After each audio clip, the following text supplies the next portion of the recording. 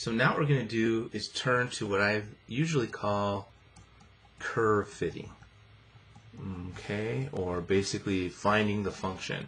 So so far I've been nice to you in our modeling. I've given you the model and then we just basically answer questions off it. But here what I'm doing is I'm giving you two word problems and we have to find the model that fits it. What's nice is in both cases the model we're looking for is a e to the kt. Alright, so the model is the same, but the only difference is in growth models we expect k to be greater than 0, right? In decay models we expect k to be less than 0, and it'll come out in the wash. So a lot of times students worry too much about that. It's a good way to check. So if you're looking at a growth model and you get a k that's negative, you know you did something wrong. If you're looking at a decay model and your k is positive, you know something's wrong. So don't worry about making that negative or positive at the beginning. It'll actually come out in the wash if you just do your work right. But just just kind of know what to expect based off what we have. So our first one, we did money earlier, but this time we're back to maybe population, right? It's a population, if you would, of bacteria. So we got to find an exponential model for a lab experiment that starts with 250 bacteria in a culture and grows to 700 bacteria in 2 hours. So before we do anything else, notice what I gave you there are actually two data points. One is the y-intercept, right? Initially, time equals to 0, we had 250 bacteria. I don't know what they measure it, moles or grams, whatever. But then at another data point, 2 hours later, we had 700 bacteria. So again, what I did is I basically, through the word problem, have given you two ordered pairs that we can use to our advantage. The model we're expecting again is f of t equals e to the kt. I am expecting, since we grew, right, we went from 250 to 700, so since I'm expecting a growth model, I expect this k to be positive. But again, don't worry about that. That's just an expectation. It'll come out in the wash. So what do I know first?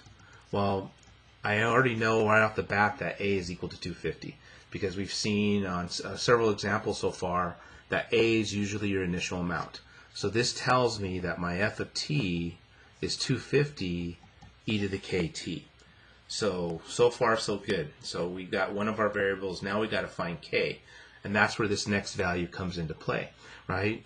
When we plug a 2 into here, right, it's going to look like 250 e to the k times 2, but we already know what we're supposed to be equal to. It's 700. So I now have enough information to solve for that k.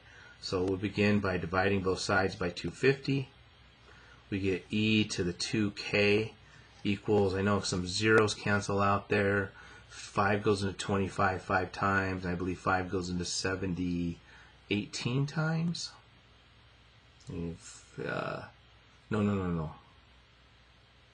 18 or 14. 5 goes into 7 14 times. I believe that's the right one. Okay, so 14 times. To solve for the k that I have there, I'll take the natural log of both sides. So we get 2k equals the natural log of 14 over 5. Divide by 2, and we can now find our k. So punching it in, there's the exact value, but punching it in, we get the natural log of 14 divided by 5, and we divide that number by 2, and it looks like I get, how about we go 4 decimals, 5148.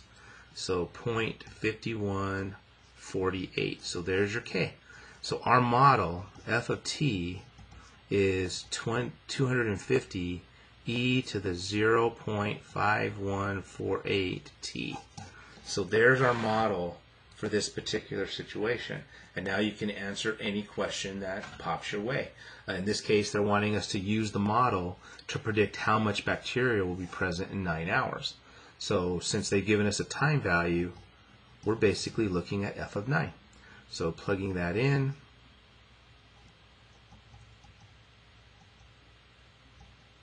right, I'm basically going to put that in my calculator and get my estimate. So reaching for technology, we got 250.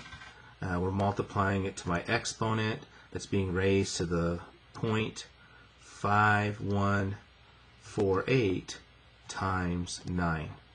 I think that's it. Press enter, and what we get is that f of 9 is 25710.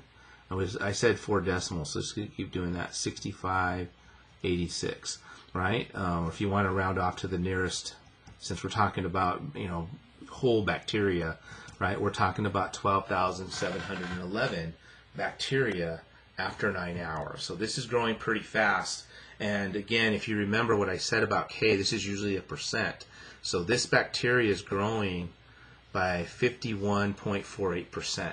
So almost half the bacteria. If we started with 1, right, or almost half, right? If we started with 100, so in a couple, the doubling rate, if you would, is 51%. So that is pretty fast. So that doesn't surprise me that this is a pretty high number after 9 hours. Okay, but there's the analogy of that. Again, you got your data points. The first one's easy, it gives you A. The second one's a little tougher, but you just keep following the exponential equation solving that we've been doing for quite some time now. So it's just the same process, just for solving for K rather than T. All right, build a model, answer questions. So how about I how about I cut away? There's the dynamics for the first one. Let's start nice and fresh for the next example. See you guys soon.